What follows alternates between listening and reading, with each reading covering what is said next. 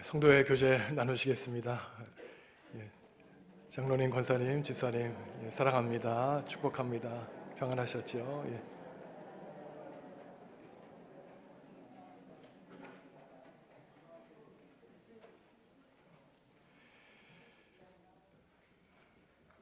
오늘은 어버이 주일입니다. 우리를 낳아주시고 길러주신 어버이께 감사를 드립니다. 제가 우리 성도 여러분들을 대신해서 우리 부모님들께 존경과 사랑의 인사를 드리겠습니다. 건강하시고 주님의 은총이 우리 부모님들 각자의 삶과 가정에 함께 하시기를 바랍니다. 우리는 보통 좋지 않은 새로 알려져 있지만 서양에서는 까마귀를 좋은 새로 얘기합니다. 그래서 까마귀와 관련된 사자성어, 부모에게 효를 다하는 사자성어가 있고 이야기도 있습니다. 반포지효라는 사자성어가 있죠. 어린 새끼 까마귀가 자라서 늙은 까마귀 엄마 아빠에게 먹을 것을 입에 물어다 준다는 그러한 이야기입니다. 제가 오래전에 그 기독 공부에서 까마귀가 등장하는 이야기를 읽은 적이 있는데 기억이 남아서 여러분들에게 알려드립니다. 물론 이야기입니다. 그 이야기를 보니까 80이 넘으신 아버지와 40대 중반의 아들이 이야기를 나누는 건데, 하루는 아버지와 아들이 거실에 앉아 있는데 창틀에 까마귀 한 마리가 날아와 앉더라는 겁니다. 그래서 80이 넘으신 아버지가 얘야 저게 무엇이냐 그랬더니 아들이 까마귀예요. 근데 두 번째도 아버지가 또 묻습니다. 제가 무엇이냐? 아버지 까마귀예요. 그랬더니 세 번째로 이 아버지가 다시 아들에게 묻는 겁니다. 얘야 저 새가 무엇이라고? 그랬더니 이 아들이 짜증이 났는지 아버지 까마귀라고요. 제 말을 못 알아들으시겠어요? 아버지가 방에 들어가셔서 40년 지난 그 육아일기를 가지고 오셨다는 거예요. 그래서 그 아들이 3살 때 이야기를 읽었다는 겁니다. 오늘은 까마귀 한 마리가 창가에 날아와 앉았다. 어린 아들은 저게 뭐야 하고 물었다. 나는 까마귀라고 대답해 주었다. 아들은 연거푸 저게 뭐냐고 23번을 똑같이 물었다. 나는 귀여운 아들을 안아주며 끝까지 다정하게 대답해 주었다. 나는 까마귀라고 똑같은 대답을 23번을 하면서도 즐거웠다. 아들이 새로운 것에 호기심을 가지는 것에 감사했고 아들에게 사랑을 준다는 게 즐거웠다. 아들이 참 부끄럽고 낯이 뜨거워서 아버지는 그 아들의 손을 꼭 잡아주었다는 이야기입니다.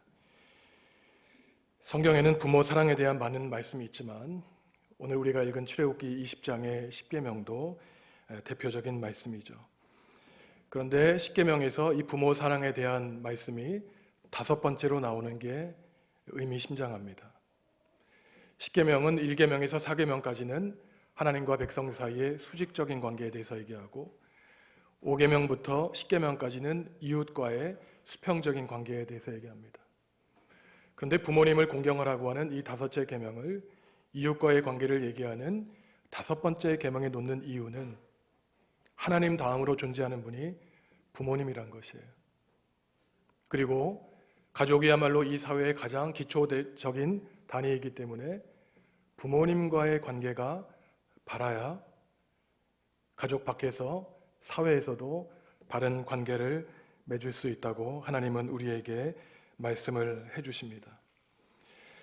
많은 사람들이 이 부모를 공경해야 된다는 십계명의 가르침을 어린이들에게 주어진 가르침으로 생각합니다. 초등학교, 중고등학교 청년들에게 너의 부모를 공경하라라고 가르치는 것으로 알고 있지만 모르시는 말씀이에요. 이 십계명은 단지 어린이들, 청소년들, 미성년자들에게 준 것이 아니라 자기가 경제적인 활동을 할 수 있는 성인, 장년, 특별히 남성들에게 주어진 이야기였습니다. 왜냐하면 오늘 말씀이 드려있는 십계명을 잘 보시면 5계명 너희 부모를 공경해라. 그 다음 뭡니까? 살인하지 마라, 간음하지 마라, 도둑질하지 말라, 거짓 증언하지 말라, 내 이웃의 아내를 탐내지 말라. 이러한 계명들은 어린이들이 지킬 수 없는 계명입니다. 십계명을 하나님이 주실 때 자기의 지각에 있는 성인, 남성들에게 주신 말씀이죠. 지금이야 핵가족 시대를 살고 있지만 당시 십계명이 주어진 이스라엘 사회를 보면은 3, 4대가 함께 살았습니다. 저희가 어릴 때도 그랬죠. 그 다음에 종을 포함해서 60명에서 70명이 하나의 부락을 이루고 살고 있었어요. 그래서 아버지는, 한 가정의 아버지는 경제와 정치와 재판의 수장이 되는 분이 바로 어르신들이었습니다. 그래서 이 십계명을 받는 성인 남성이 왜 이 십계명을 하나님이 그에게 주셨는가? 경제 활동을 하는 건장한 성인 남성은 연로하신 아버지, 할아버지, 때로는 증조 할아버지의 문제에 이르기까지 노후 대책을 신경 써서 해결하라고 하는 말씀으로 성인 남성에게 주신 말씀이죠.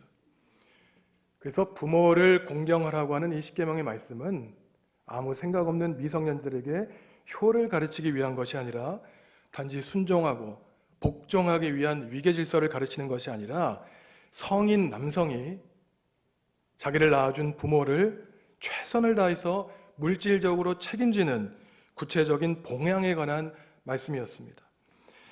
제가 화면에 오늘 말씀을 다시 한번 띄워드릴 텐데 저희가 함께 다시 한번 읽겠습니다. 시작. 내 부모를 공경하라. 그리하면 내 하나님 여호와가 내게 준 땅에서 내 생명이 길리라. 여기 계속돼서 반복되는 낱말이 무엇입니까? 빨간색으로 제가 해드렸죠. 너라는 거예요. 너의 부모라는 거예요. 옆집 어르신이 아니란 겁니다.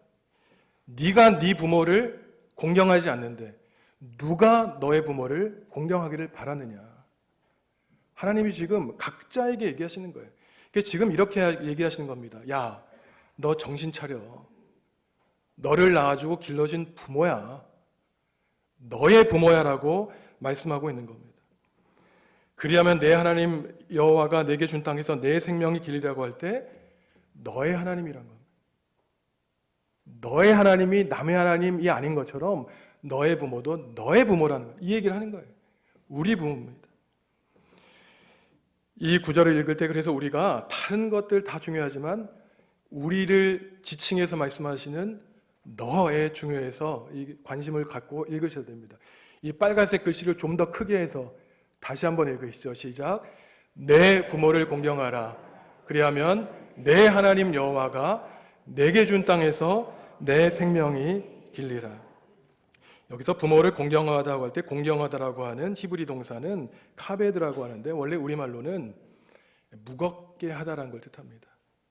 부모님을 무겁게 여기는 거예요. 가볍게 여기는 것이 아닙니다. 그런데 이 부모님을 무겁게 여기는 것은 단지 말로만, 정신적으로만 존경하는 것이 아니라 아주 구체적인 뜻이 있습니다. 아버지, 어머니를 무겁게 여기기 때문에 물질로 받들어 모시는 것이에요. 좀 부담되실지 모르겠는데 사실입니다. 히브리어로는 물질로 받들어 모시는 거예요. 그래서 고대 이스라엘에서 가정 밖에서는 노후 대책이 마련되어 있지 않았죠. 자식이 노후 대책이었습니다. 그래서 아브라함 등을 보면은 그토록 자식을 많이 낳으려고 했던 이유가 자기의 노후 대책이었기 때문이에요. 오늘날도 그렇죠. 오늘날도 사회복지 제도가 제대로 마련된 선진국을 제외하면 연로한 부모들의 노후는 가정에서 자녀들이 책임을 지금도 지고 있습니다. 그래서 오늘 말씀은 십계명을 받는 대상을 이스라엘의 성인 남성들을 대상으로 해서 성인 남성 한 명 한 명이 각자의 부모님을 책임질 것을 얘기하고 있는 것이죠. 레위기 19장 3절에도 부모 공경에 대한 가르침이 나오는데 저희가 같이 읽겠습니다. 너희 각 사람은 부모를 경외하고 나의 안식일을 지키라. 나는 너희 하나님 여호와이니라. 부모를 경외하는 가르침을 무엇과 동등하게 놓는 겁니까? 안식일을 지키는 것처럼 중요시 여기는 겁니다. 그리고 나는 너희 하나님 여호와다. 레위기 19장을 보시면 이 나는 너희 하나님 여호와라는 표현이 반에 걸쳐서 나옵니다. 한 30여 구절 가운데 반이나 나와요. 하나님이 계속 반복하시는 거예요. 그냥 인류 도덕에 대한 가르침이 아니야. 이것을 얘기하는 건 나는 너희 하나님 여호와야. 계속 말씀하시는 겁니다. 제발 이 말씀을 듣기를 하나님은 원하시는 거죠. 레위기 19장 3절에서는 부모를 경외하라고 얘기하는데 아까 출애굽기 20장에 나오는 공경하다라고 하는 다른 단어입니다. 아까 공경하다라고 할 때는 무겁게 여기는 것이고 여기서 경외하다라고 할 때는 두려워하다라는 뜻이에요. 지난주에 제가 여러분들 어린이 주일에 너의 하나님 여호와 경외하기를 배우다라고 할 때 같은 말입니다. 이게 굉장히 우리를 놀랍게 하는 것은 성경에 보면은 경외하다라고 하는 단어는 사실 하나님밖에 쓰이지 않습니다. 하나님만 경외, 하나님만이 두려움의 대상이지 사람은 두려움의 대상이 아니에요. 우리가 어떤 사람을 두려워한다면 그거는 두려워하는 사람의 문제가 있기도 하고 그 두려움의 대상이 되는 그 사람에도 문제가 있는 겁니다. 사람은 지위 고하를 막론하고 두려움의 대상이 아니에요. 형제 자매이기 때문에. 단지 딱 2번 정도 나옵니다. 왕, 그 다음에 오늘 부모님. 왜 이런 말씀을 하겠습니까?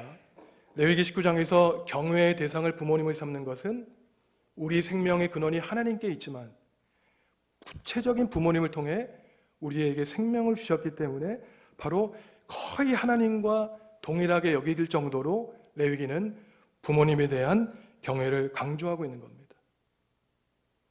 너희가 눈으로 보는 부모도 경외하지 않는데 보이지 않는 나를 경외한다고? 웃기는 소리 하지 말아라. 하나님이 그러시는 거예요. 나를 사랑한다고 경외한다고 말하기 전에 눈에 보이는 부모를 존중하고 경외해라 라고 말을 하고 있는 것이죠. 그래서 오늘 레위기는 부모가 자녀에 대해 가지고 있는 관계가 하나님이 세상에 대해서 가지고 있는 관계처럼 여기라는 겁니다. 하나님이 세상을 창조하셨듯이 하나님은 우리 부모님을 통해서 우리를 만드셨다는 거예요. 우리가 지금 이 나이 이때까지 올 때까지 우리가 자라나게 된 것에는 우리 부모님의 피눈물이 있었다는 것을 하나님은 말씀하시는 겁니다. 근데 여기서 오해하면 안 됩니다. 우리가 하나님과 부모님을 경외해야 된다고 할 때 경외라고 하는 것은 두려워서 벌벌 떠는 것이 아니에요. 하나님을 경외한다고 할 때 이 경외한다는 말은 사랑하고 순종한다는 말을 가지고 있습니다. 그래서 하나님과 부모님을 경외한다고 할 때에는 하나님과 부모님을 사랑하고 존중하고 말씀에 따르는 순종하는 뜻을 가지고 있는 것이죠. 그렇기 때문에 출애굽기에서 말하는 부모님을 공경하라고 할 때와 레위기에서 부모님을 경외하라고 할 때 약간 뜻이 다릅니다. 공경한다고 할 때에는 부모님을 물질적으로 공양하라고 하는 것을 뜻하는 것을 더 강조하는 반면에 부모님을 경외하고 두려워하라고 하는 것은 부모님 앞에서 불효를 저질렀을 때, 나쁜 일을 했을 때 하나님께 벌 받을 것을 강조하고 있는 것이죠. 공경하다, 무겁게 하다의 반대말은 무엇이겠습니까? 가볍게 여기는 것. 부모님을 가볍게 여기는 것, 우습게 여기는 거예요. 우리말로는 저주한다라고 번역되어 있습니다. 출애굽기 21장 17절에서 이렇게 얘기합니다. 자기의 아버지와 어머니를 저주하는 자는 반드시 죽일지니라. 우리말로는 저주한다고 번역되어 있지만 아버지와 어머니를 가볍게 여기면, 우습게 여기면 죽어도 싸다 얘기하는 거예요. 안타까운 일이지만 자식들이 커가면서 부모들을 어느 순간부터 우습게 여기고 가볍게 여기는 일들이 벌어지죠. 언제부터 그렇습니까? 부모님이 몸이 건강하지 않을 때, 어느 순간부터 나보다 경제력이 없을 때, 어느 순간부터 나보다 지적 능력이 떨어지신 걸 느낄 때, 이제는 내 보호를 받아야 된다고 느낄 때, 그때부터는 부모가 짐이 되는 거예요. 가볍게 여기는 겁니다. 오늘날 뉴스에도 참 안타까운 부모에 대한 말하고 싶지 않은 일들이 종종 나오죠. 이스라엘도 그랬습니다.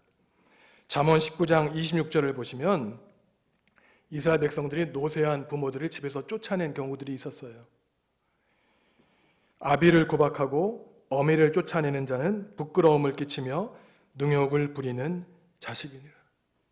이미 수천 년 전에 기록된 성경 말씀에 아버지와 어머니를 구박했던 이 못된 자식들이 있었던 것을 성경은 말하고 있는 것입니다. 그래서 오늘날 이 십계명을 읽을 때는 너의 부모를 공경하라. 그리하면 내 하나님 여호와가 너에게 준 땅에서 내 생명이 길리라. 이 말은요, 부모님들이 구박당하고 쫓겨나고 버림받은 이러한 안타까운 절실한 상황을 듣고 이해하고 읽으셔야 되는 거예요. 출애굽기 20장과 신명기 5장에서는 부모 경외에 대한 십계명을 긍정적으로 얘기하지만 신명기 27장에 보시면 12저주문이라 그래서 모세가 이제 가나안 땅에 이스라엘 백성들이 들어가기 전에 제발 너희들이 이러한 것만 하지 말아라, 이러한 가르침을 주는 게 있습니다. 그래서 신명기 27장을 보시면 너희가 이러저러한 일들 하면은 하나님께 저주를 받을지니 괜찮겠냐? 그럼 모든 백성은 아멘 할지니라. 이런 구절이 있는데 이제 하나님이 약속하신 거룩한 땅에 들어가서 이스라엘 백성들이 하지 말아야 될 첫 번째 일이 부모를 우습게 여기는 거예요. 모세가 그것부터 얘기하는 겁니다. 신명기 27장 16절 그의 부모를 경홀히 여기는 자는 저주를 받을 것이라 할 것이요 모든 백성은 아멘 할지니라. 이집트에서는 너희 멋대로 살았는지 모르지만 이제 내가 약속해 준 너에게 주는 가나안 땅 이스라엘 땅에 들어가서는 이제는 부모를 우습게 여기지 말고 경홀히 여기지 말고 가볍게 여기지 말라는 것이에요. 경홀히 여기는 것은 부모를 업신 여기는 것이죠. 십계명이 부모를 공경하고 또한 오늘 레위기와 신명기 말씀에서 부모를 무겁게 여기고 경외하라고 얘기하고 있지만 이 말씀은 마치 부모가 자녀를 마음껏 하라는 그러한 고리타분한 일방적인 말씀이 아닙니다. 자녀만 부모에게 일방적으로 효를 행하라는 말씀이 아니에요. 부모 역시 자녀에 대한 도리가 있다는 것입니다. 부모가 존중을 받고 사랑을 받기 위해서는 먼저 자녀를 사랑해야 돼요. 그리고 자녀를 위해 기도해야 되고 제사장 역할을 충분히 해야 되는 것입니다. 젊은 자녀들이 직장에 나가서 일터에서 얼마나 힘들게 살아가고 있는지 그들을 이해하고 그들을 품고 그들을 위해서 축복하라는 것이죠. 또한 젊은 자녀는 부모님이 얼마나 지금 건강하지 않으셔서 나의 도움을 필요로 하시는가.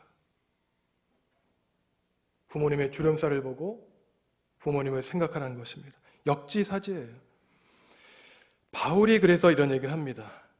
저희가 골로새서 3장 20절, 21절, 23절 말씀을 같이 읽어보겠습니다. 자녀들아 모든 일에 부모에게 순종하라.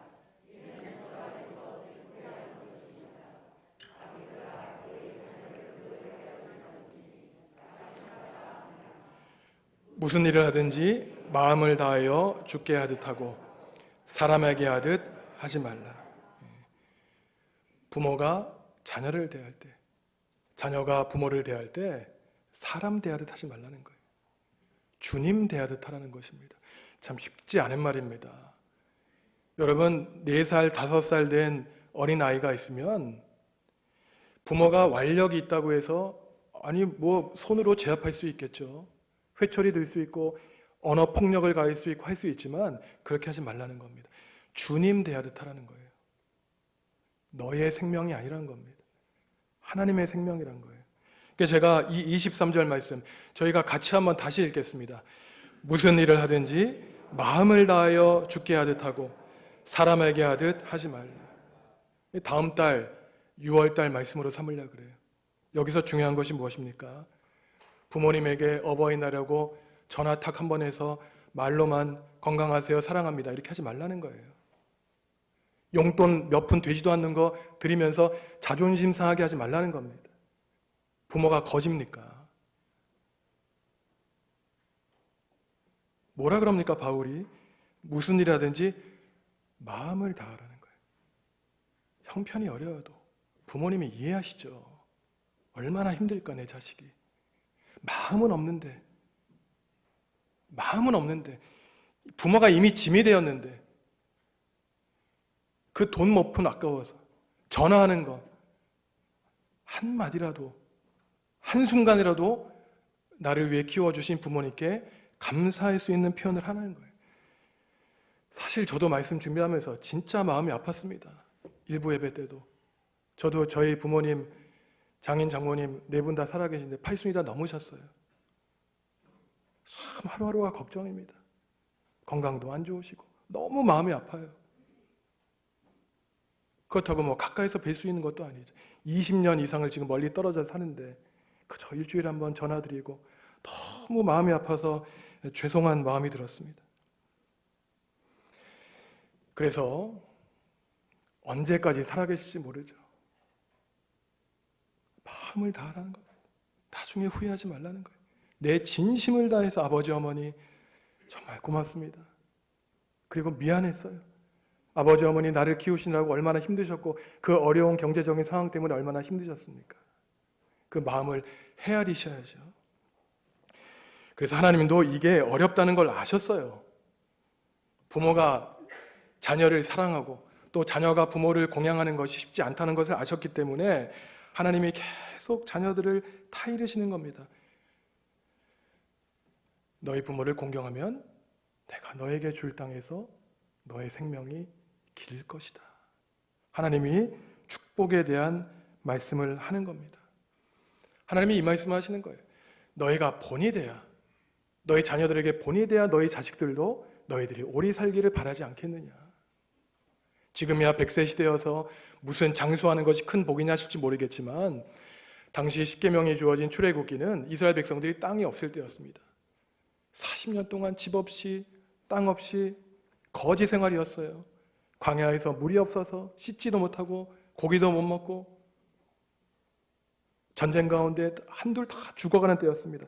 그때 하나님이 말씀하시는 거예요. 너의 부모를 공경하라. 그러면 내가 너에게 주는 땅에서 너의 생명이 길게 될 것이다. 이 집과 땅과 평안한 생명에 대한 하나님의 약속이 가장 큰 하나님의 축복이었죠.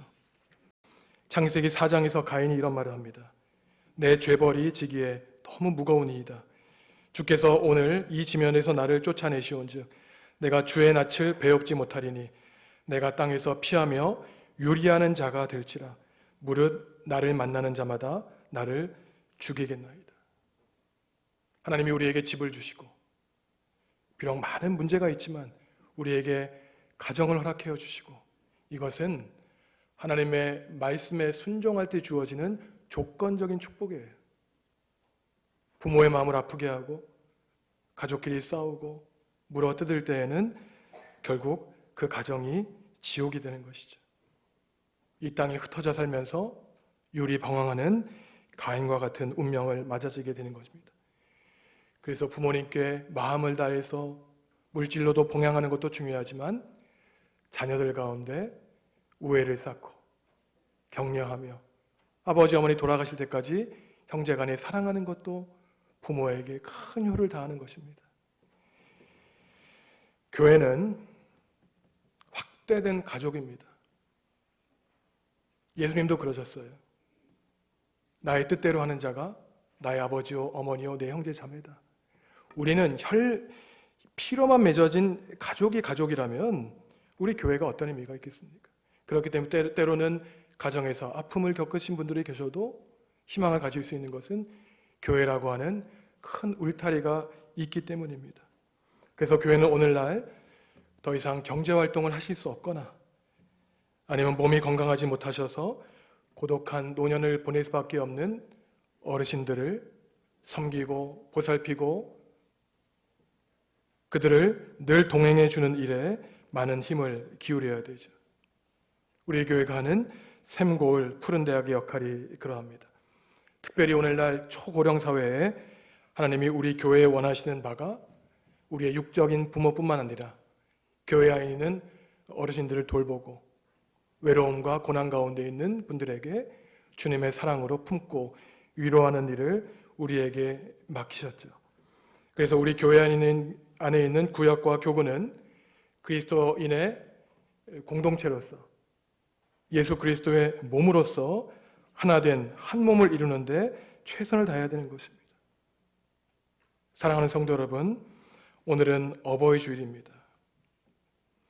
오늘 십계명에서 하나님이 해주신 말씀처럼 마음을 다하시기 바랍니다. 마음을 다하셔서 그동안 조금 부끄러워서 좀 낯이 어색해서 말씀을 드리지 못하셨다면 살아계신 부모님께 전화 한번 하셔서 아버지, 어머니 참 감사하고 죄송합니다. 제가 이제 자식을 키워보니 얼마나 힘드셨는지 알 것 같습니다.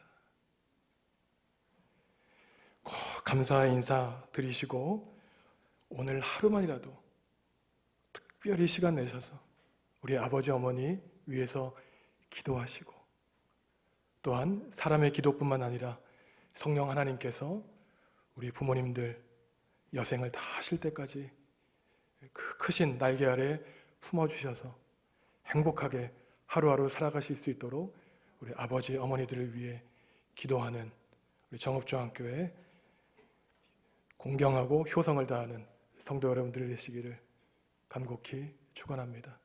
기도하시겠습니다. 하나님, 우리를 낳아주시고 길러주신 부모님을 주시니 감사합니다. 부모님의 사랑에 감사하며 물질로도 봉양할 수 있도록 자녀들에게 경제적인 능력과 함께 진정한 마음도 허락하여 주시옵소서. 우리 젊은이들의 경제적인 형편을 인도하여 주시옵소서. 가난한 가운데에서도 서로 존중하며 사랑하는 귀한 가정 주님 만들어 주시옵소서.